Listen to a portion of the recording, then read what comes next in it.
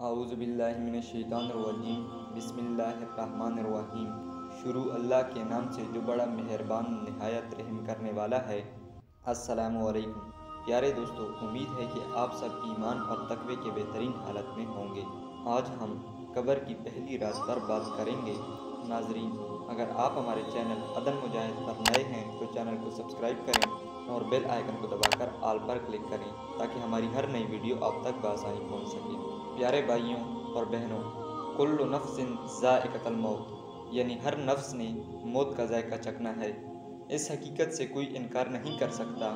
ہر شخص اس بات کو تسلیم کرتا ہے کہ اس نے اس جہان فانی سے کوچ کرنا ہے، یعنی انتقال کر جانا ہے۔ بحیثیت مسلمان ہر شخص کا یہ ایمان ہے کہ اس پر یہ رات آئی تھی، لہٰذا بہت سے مسلمان اس رات کی تیاری کرتے ہیں۔ قبر بھی ہر روز بندوں کو پکارتی ہے کہ میں کیڑوں مکوڑوں کا گھر ہوں، مجھ میں اندھیر نگری ہے، میں تنہائی کا گھر ہوں، تم میرے پیٹھ پر تکبر سے چلتے ہو، میرے اندر ہل بھی نہیں سکو گے۔ اے بندے، جب میرے اندر آؤ تو نیک اعمال لے کے آنا، ورنہ تو میرا عذاب سہ نہیں سکے گا۔ بات کو مختصر کرتے ہوئے حضرت براء بن عازب رضی اللہ تعالیٰ عنہ سے روایت ہے کہ رسول اللہ صلی اللہ علیہ وآلہ وسلم نے فرمایا، اللہ کا مومن بندہ اس دنیا سے منتقل ہو کر جب عالم برزخ میں پہنچتا ہے، یعنی قبر میں دفن کر دیا جاتا ہے، تو اس کے پاس اللہ کے 2 فرشتے آتے ہیں جن کے نام منکر اور نکیر ہیں۔ اس کو بٹھاتے ہیں، پھر اس سے پوچھتے ہیں کہ تیرا رب کون ہے؟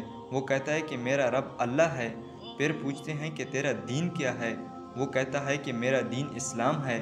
پھر پوچھتے ہیں کہ یہ آدمی جو تمہارے اندر نبی کی حیثیت سے کھڑا کیا گیا تھا، یعنی حضرت محمد صلی اللہ علیہ وآلہ وسلم، اس کے بارے میں تمہارا کیا خیال ہے؟ وہ کہتا ہے کہ اللہ کے سچے رسول ہیں۔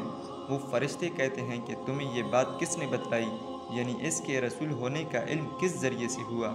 وہ کہتا ہے کہ میں نے اللہ کی کتاب پڑھی، اس نے مجھے بتلایا کہ یہ اللہ کے رسول ہیں، تو میں ایمان لایا اور میں نے ان کی تصدیق کی۔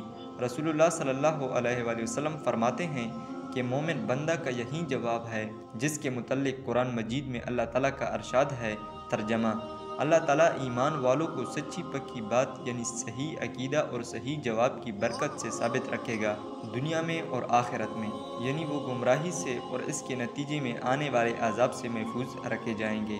اس کے بعد رسول اللہ صلی اللہ علیہ وآلہ وسلم نے فرمایا، مومن بندہ فرشتوں کے مذکورہ بلا سوالات کے جب اس طرح ٹھیک ٹھیک جواب دے دیتا ہے تو ایک ندا دینے والا آسمان سے ندا دیتا ہے، یعنی اللہ تعالیٰ کی طرف سے آسمان سے اعلان کرایا جاتا ہے کہ میرے بندے نے ٹھیک بات کہی اور صحیح صحیح جوابات دیے، لہٰذا اسے جنت کا لباس پہناؤ اور جنت کی طرف سے اس کے لیے ایک دروازہ کھول دو۔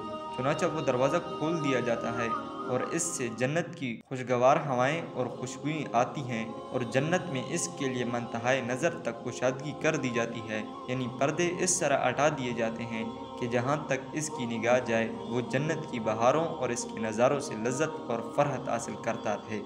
پیارے بھائیوں اور دوستوں، اگر کوئی مسلمان اس مندرجہ بالا سوالات کے صحیح صحیح جوابات نہیں دے سکا تو وہ عذاب قبر میں مبتلا ہو جاتا ہے، اور زمین سے کہا جاتا ہے کہ اس پر مل جا، بس زمین اس پر اکٹھی ہو جائے گی، یعنی اسے دبائے گی، یہاں تک کہ اس کی پسلیاں ایک دوسرے میں داخل ہو جائے گی، وہ مسلسل عذاب میں مبتلا رہے گا۔ حضرت عثمان بن عفان رضی اللہ تعالیٰ عنہ جنت و جہنم کے ذکر پر اس قدر نہیں روتے تھے جتنا کہ قبر کو یاد کر کے روتے تھے، اور پھر حدیث رسول اللہ صلی اللہ علیہ وآلہ وسلم بیان کیا، بلا شبہ قبر آخرت کے منزلوں میں سے پہلی منزل ہے، اور اگر اس سے نجات نہیں ملی تو اس کے بعد کے مرحلے اس سے زیادہ سخت ہوں گے۔ ناظرین، اللہ سے دعا ہے کہ اللہ ہمیں قبر اور آخرت کی تیاری کرنے کی توفیق دے اور اپنے پیارے نبی صلی اللہ علیہ وآلہ وسلم کی پیروی کرنے کی بھی توفیق دے۔ اللہ سے دعا ہے کہ جب ہمارا اس دنیا سے جانے کا وقت آئے تو ہمارے لبوں پہ کلمہ شہادت یعنی اشہد ان لا الہ الا اللہ و اشہد ان محمدًا عبدہ و رسولہ ہو، اور اللہ ہمیں بغیر حساب کتاب کی جنت الفردوس میں اعلیٰ مقام عطا کر دے۔ آمین۔